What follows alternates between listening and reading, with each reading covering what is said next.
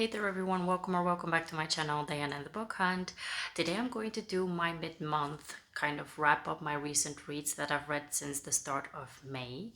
I actually posted a May TBR video, which is very unusual for my channel. I don't really post a lot of TBR videos because I rarely stick to them, but this month I really had an incentive of following through on my TBR because the books that I mentioned on it are books that were going to get removed from Storytel, the service that I use for audiobooks mostly. And because I, in the middle of the whole debacle, found out why Storytel is removing them, I really had an incentive to follow through with picking up the books that I'm interested in that were going to get removed. It turns out that Storytel has some kind of a, let's say, conflict with Simon & Schuster, the publishing house. So they've removed a large chunk of books that were published by Simon & Schuster, and they needed to remove them by the 14th of May. So I had a couple of books that were really high on my TBR when it comes to those books, and I had mentioned them in my TBR video that I'm going to link in the cards if you want to check out. And I have to say that I'm really proud of myself because I'm really notoriously a very much a mood reader. I'm influenced only by my mood. It has been a challenge for me in the past 2 weeks to pick up all these books, but I really set my mind to it, and I'm really happy that I finished quite a lot of these books. And the couple that I did not finish were really on my lower priority list, so that's why I'm happy that it turned out the way it turned out. I'm going to mention the books that I loved. I'm going to mention the books that I didn't love, and I actually have two DNFs, so two books that I did not finish off of that list that I actually started to read but did not like for one reason or another, and I'm going to mention those too. I actually have two books that were not part of that May TBR video because I'm doing the recent reads, including the 14th and the 15th of May, where on the 14th I didn't have any opportunity to read any more off of this list because the books were removed. And on the 14th and 15th, I was able to finish two more books. So I'm going to mention those on here as well. So without further ado, let me just go ahead and tell you which books I read in the first portion of May. There were a lot of interesting reads, and I'm really happy actually with the list that I set out to read because I have a lot of 4 and actually a couple, I think I have a 5-star read in here somewhere as well. So I did have a successful bout of reading. So let's just go ahead and get started.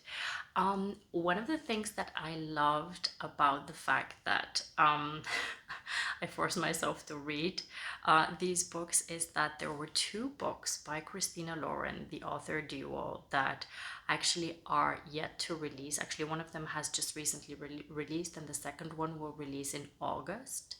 But both of them became available on Storytel because they had contracted to make them available for the readers on Storytel, so I was able to read them in advance. And the first one is The True Love Experiment. This is a full-length novel, and it's a follow-up novel to The Soulmate Equation, a book that I really liked. I gave that one 4 stars. And I was really excited about this one because when I read The Soulmate Equation, I really loved the best friend within that book, Fizzy, and in the second book we follow her story, her love story, and I really love that. We have, I think I need to go back and tell you a little bit about the first story so you know why it's very important to the second story. In this situation, typically it can be read as a standalone, but it's a good idea to read the first book because there's a lot of details from the first book that you encounter in the second book. What we have in the first book is the heroine Jess.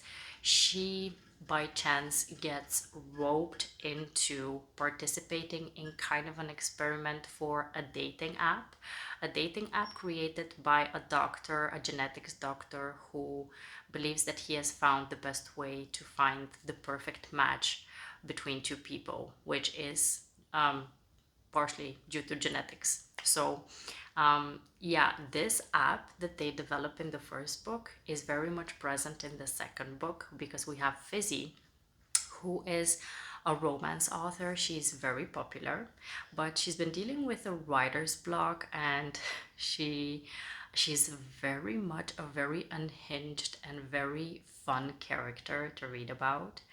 And already in the first book she was that, but in the second book we really get into her head, and it's absolutely amazing to read what she's getting up to and how she thinks about certain situations. So yeah, she's a romance author, and the hero within this story is Connor, who is a filmmaker, but really a documentary filmmaker, and he loves what he does. But the production studio that he works for decides that they want to branch out and they want to start working on a reality TV show that focuses on dating, that involves the app that I just mentioned. So really kind of trying to find the true match for a contestant, like someone who is maybe popular or a celebrity, and then find their true love match through this app. And he, by certain circumstances, meets Fizzy and believes that she's the best candidate for this show. He has an incentive to really make this show work, because he really needs the job to stay in San Diego, where he's located, because he has a daughter. So he's a dad, and he needs this job to work out so he can stay in San Diego. Otherwise, he'll need to move to LA.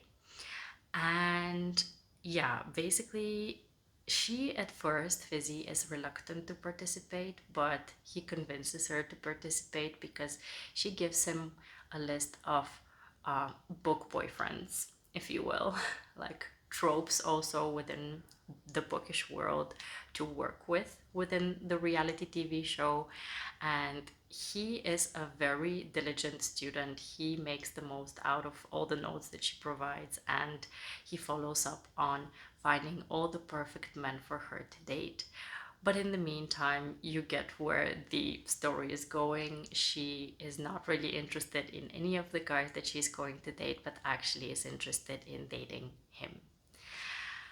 I really enjoyed the story. You already see it from my face. I'm smiling thinking about it, about all the fun banter, the fun situations, the fact that they're really quite a bit of opposites, because she's very outgoing, he's kind of more reserved, and she makes him kind of get out of his reserved shell. And she's a hoot, you know, she's just an absolute unhinged kind of a character that you have so much fun with. And yeah, I really really enjoyed this one. I gave this one 4 stars. Now, on the this book actually wasn't on my list, but um I kind of replaced my first choice by Christina Lauren with this book, because the first choice that I had is called Autobiography, and it's a very popular book off of their backlist that is very highly rated by people that I love and follow. So I really wanted to pick that book up before it disappears, and I started it. I got into like 20% into the book, but I really really struggled with it. And I struggled with it mostly because I have a hard time with the topic within the story. The book centers on, it's a young adult story, by the way. It centers on two boys who like each other, and there is a lot of talk about religious stigma within the plot. And this is something that kind of triggers me. Not always. I have to say, I won't avoid plots that have religious settings or some kind of a religious background within the story. I've read many books that have this as a center within the plot, but just specific kinds of talk or specific kinds of situations where characters need to defend their views against religious views, or where the parents are very much forcing some kind of stereotype or some kind of religious view onto other people or their kids. It really triggers me a lot. not that I have ever been forced to believe anything, but I just have a very strong opinion on the topic. And when I started reading this, I already knew that I'm not feeling very comfortable with the setting, and I just decided to put it down and not finish it. So I didn't want to force myself to read something that I potentially may not enjoy, so I put it down. That's why I read the True Love Experiment that I really did enjoy. So this was my first DNF for the list. Now, the next story that I read is also one that focuses on a reality TV show, and I actually mentioned it in the video that I did previously, my recommendations for romances where a reality TV show is in the plot.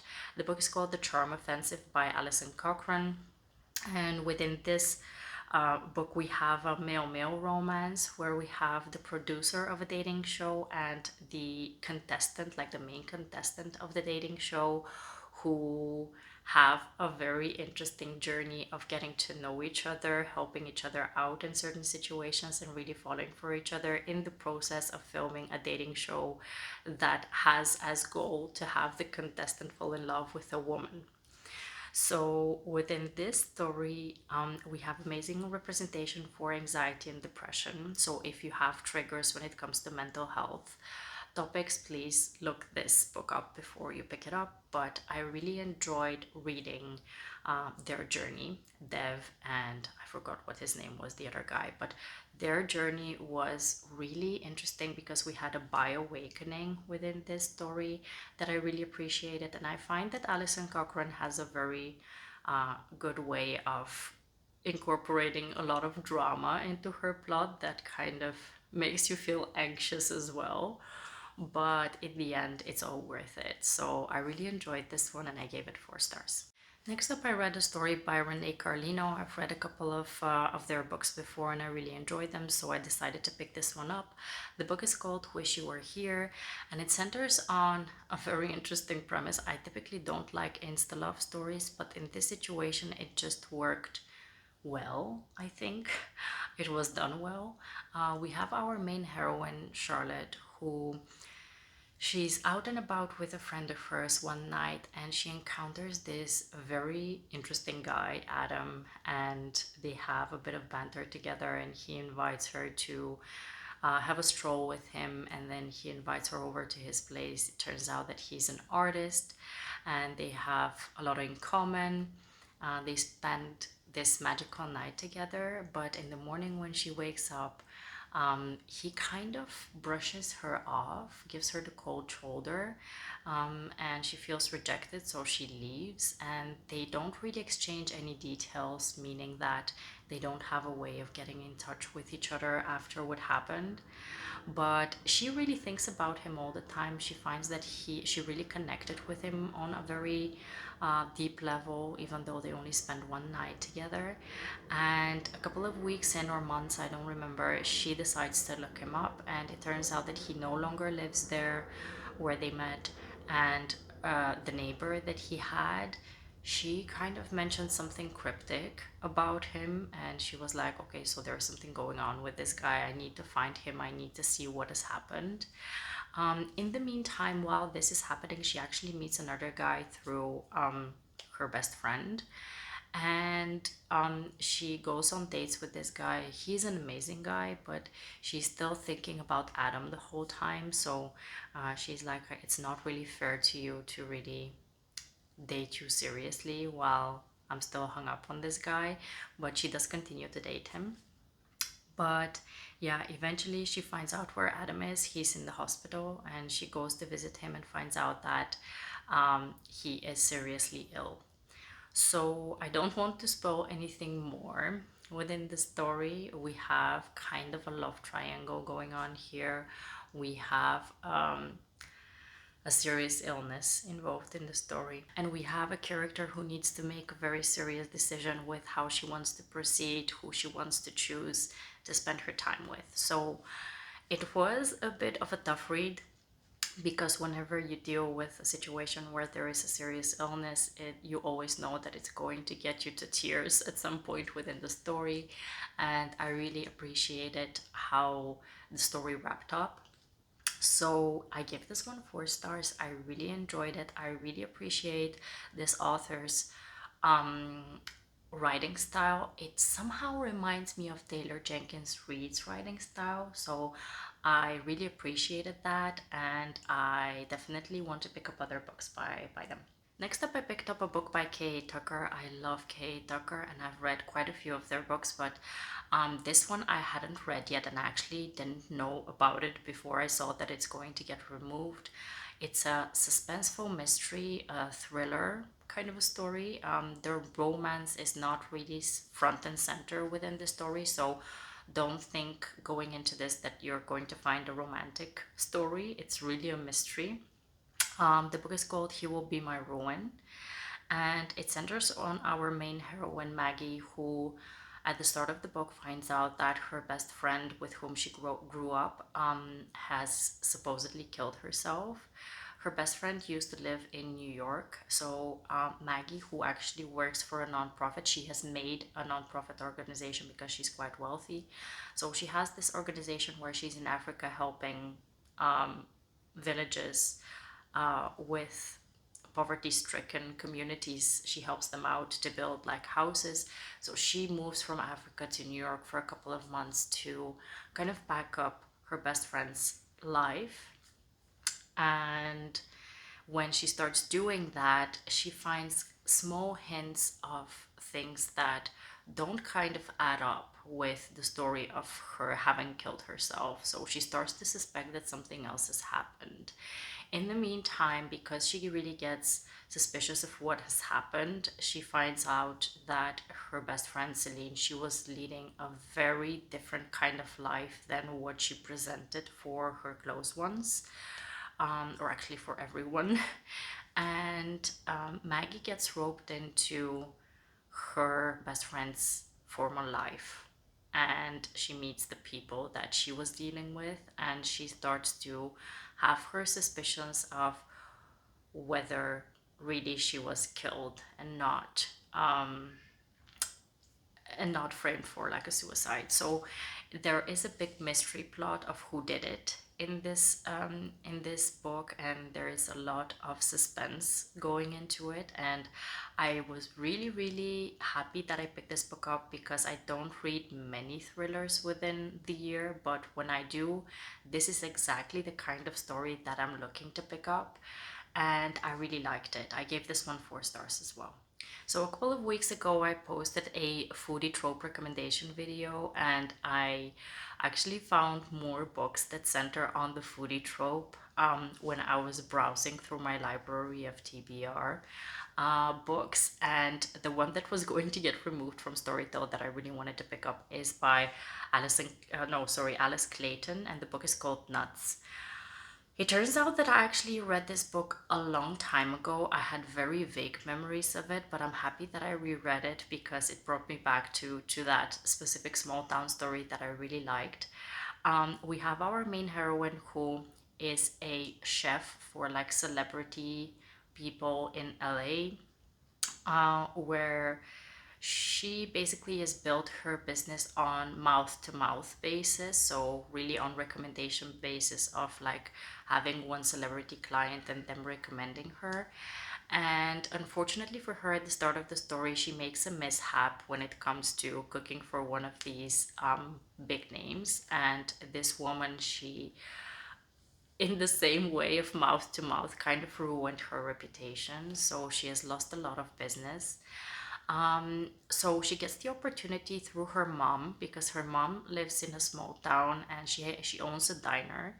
She asks her daughter if she's going to come to run the diner for a couple of months while she goes on this trip with the heroine's aunt, and the heroine reluctantly agrees. So she goes to the small town to run the diner, and in the process of staying there for the couple of months that she's there, she meets a local farmer.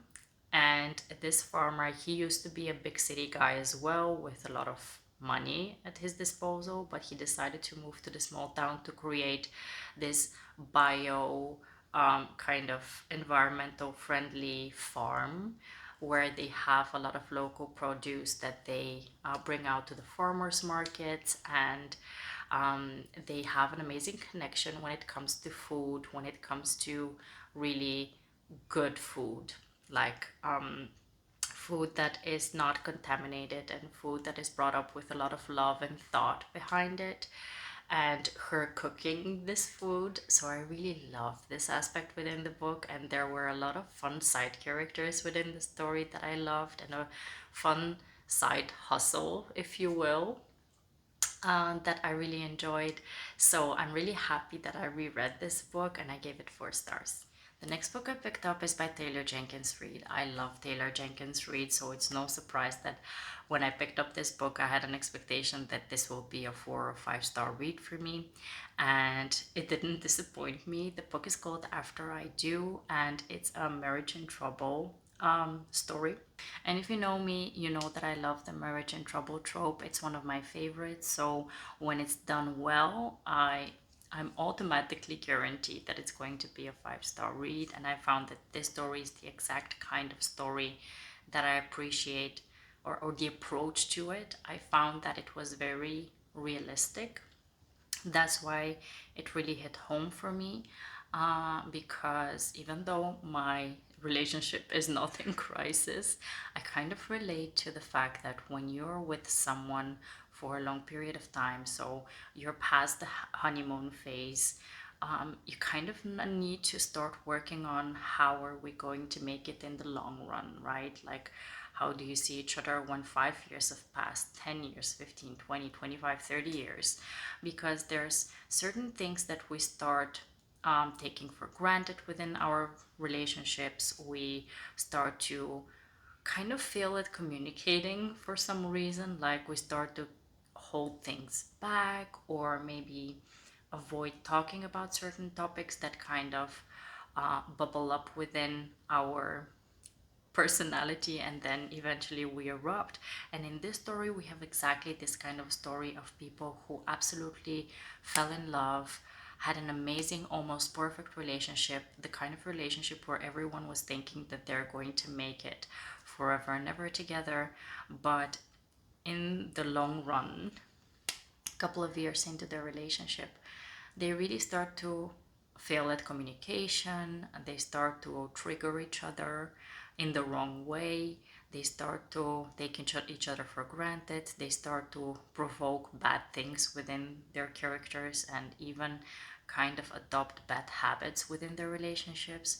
So basically, the two main characters within the start of the story are like, we cannot continue like this anymore, so we need to do something. And the hero within the story, Ryan, he proposes that they split up for a year, where within that year they shouldn't meet up at all, and really kind of try to work through fixing maybe themselves, have a self-growth moment, so that they can figure out if within that year time, when they come back to each other, whether they still work together or not. So yeah, basically they do that, and both of them go on a self-discovery journey, which I loved. I don't find it realistic that that would happen within a real life situation often and it would work.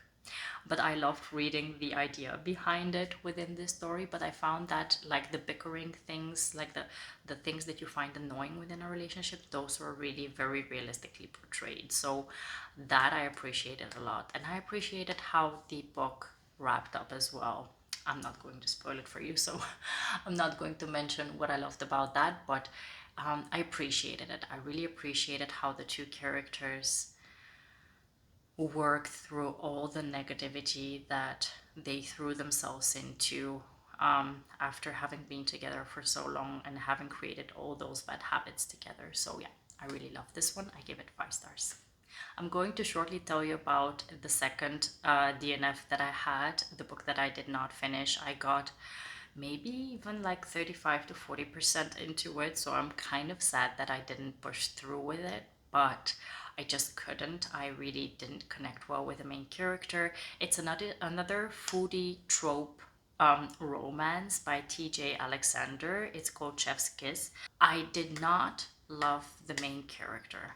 I found that the main character was at many times insufferable, at many times very ignorant, and at many times uh, very much like the kind of person that you wouldn't want to have within your life. Someone who is always making you feel like they're a victim, or they're um, like a Debbie Downer, you know? I don't know how to say it. And um, at some point, we have a sunshiny character to balance that off. But the sunshiny character, I was feeling like, oh my gosh, I feel for you that you have someone who is the whole time being so negative, being so down, being so, um, I don't know how to say, just not focusing on the good things that are being presented in front of them. And I found them insufferable. So I kind of decided to put it down because I was getting into a negative headspace myself. So I couldn't appreciate this book. So I decided to put it down. Next up, I had a very pleasant experience with Frederik Backman's Anxious People. I've read A Man Called Ove before, and I really love that book, so I've definitely wanted to pick up more books by this author, so I was really happy that I could pick up Anxious People. Anxious People is kind of a heartwarming, humor-induced story that incorporates different characters and their life stories, and it explores their new relationships because of a forced proximity situation that they have. There is kidnapping or kind of a capture situation, captivity situation that goes wrong. There is this woman who decides to rob a bank, but the bank robbery goes wrong. So in the meantime, she kidnaps, or she has a couple of people captured in this apartment. And we view all of their points of view and their relationships that they forge together. And we also view what happens with the two police detectives that are put onto the case. And there's a lot of humor induced into the story, but there's also a lot of just human interaction that you would love to see, kind of like a social experiment that is being provoked by the weird situation that has occurred. And I love that about Bachman's stories. I gave this book 4 stars, and I definitely want to work through more of their backlist. At some point within the month, I needed a comfort read, and I told you already in my May TBR video that I loved Icebreaker by Hannah Grace last year. I read it as a physical book, so I definitely wanted to listen to the audiobook before it disappears from Storytel. So I picked it up, and again, I loved it and gave it 5 stars. It's a hockey college new adult romance. Not only hockey, but also ice skating. We have the hero who is a hockey player at the college, and the heroine is a figure skater who is also part of the same college. Both of them have their respective ice rinks that they use, but the guys from the hockey team, they go through this ordeal and their ice rink is broken. So they need to share the ice rink with the figure skaters, which brings about a forced proximity situations between the hero and heroine. They firstly have a bit of a bickering situation going on, then they have a friendship that they forge, and eventually they become lovers as well. And I don't know, I do know that this is kind of a hit or miss story for some people who have some criticisms about this book. I heard them, I read about them, and I can relate to the criticisms that are being posted about this story. But for me, maybe because I read this book first when nobody had any bad opinions about it yet, and I really loved it then, I still relate to those feelings now that I've reread the story. So even though all the remarks that were being said about this book are probably valid, like it's too long and some people found it boring, I found it fascinating. And I really love when a book that has two people in their 20s working towards a healthy relationship. I love to read about that because most of the relationships that are being portrayed in books of people in their new adulthood, you know, in their 20s, are very much toxic and not very healthy and communication sucks within those stories. So I really love to read about a book that has that done well. And this story, in my opinion, has that. So I still appreciated it, and I again gave it 5 stars. The last book that I read from the Storytel list of books that were going to get removed is again by Christina Lauren. It's The Honeymoon Crashers, which is, I think, more of a novella length than a full-length novel. And this book is going to get released on the 1st of August, so I got to read it in advance. The book actually follows the couple that got married in the Unhoneymooners. Not the couple, but the main heroine. She got married in the first book, but the person she got married to, her name is Amy, by the way, turns out that he's a cheating scumbag, so she divorced him. And within the Unhoneymooners, her sister Olive and Ethan, they got engaged. So in this book, the wedding or the honeymoon crashers, Olive and Ethan are going to get married. So Amy decides to help them out and plan the wedding of their dreams in Hawaii. Now, she is the kind of person who loves planning, who is always looking for a good bargain. So for her, this is kind of almost like a challenge to see how well she can do in organizing the perfect wedding on a budget.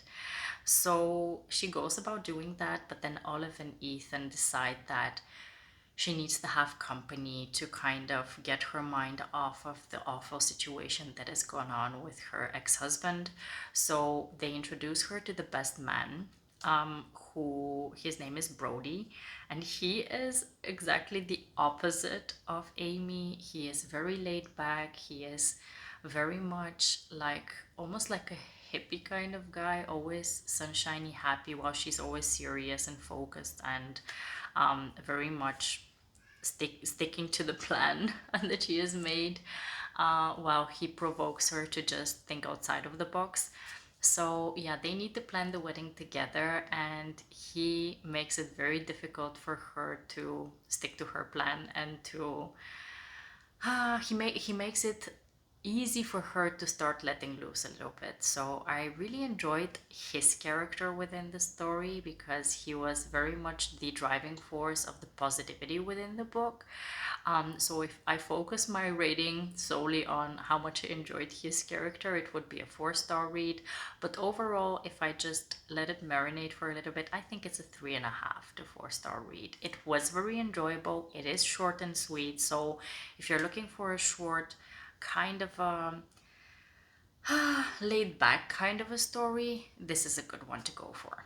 The last 2 books I'm going to talk about are the ones that were not present on my May TBR video list, and those were actually recommended by Bree from In Love and Words on her channel quite a bit, and also on Ava's channel from Ava Romance Reads.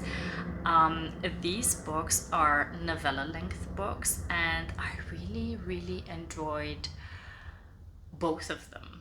I did enjoy the first one more than the second one, but still, both of them are solid 4 to 4.5 star reads for me. The first one is Hearts in Darkness by Laura Kaye.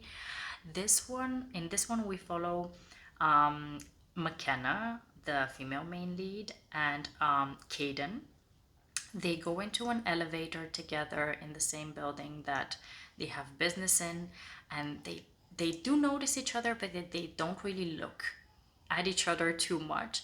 And then once the elevator starts going up, lights go out, the elevator just stops working, and they are stuck in this elevator, the two of them together, for hours. And we have a story that revolves around the two of them being trapped, him having a panic attack and having anxiety and feeling claustrophobic with the whole situation, and her trying to calm him down, them having a lot of conversations together to get them through this situation of a very lengthy period of being stuck together.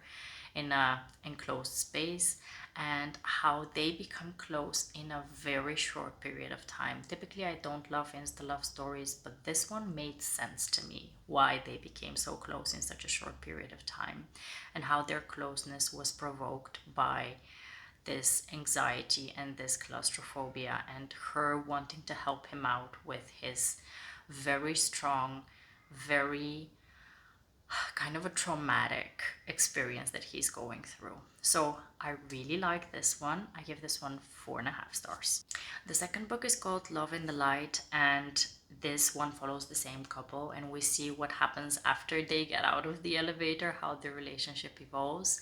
This one was more of a 4-star read because while I do appreciate the representation of claustrophobia, past trauma, and him dealing with panic attacks and anxiety, at some point he really started to self-sabotage to such a high level that he almost kind of paralyzed himself within his life and shut everyone off from his life. And I do know that it's actually realistic that this happens, but it left me feeling with such a heavy heart for the female main character, for McKenna, that I was really hurting for her.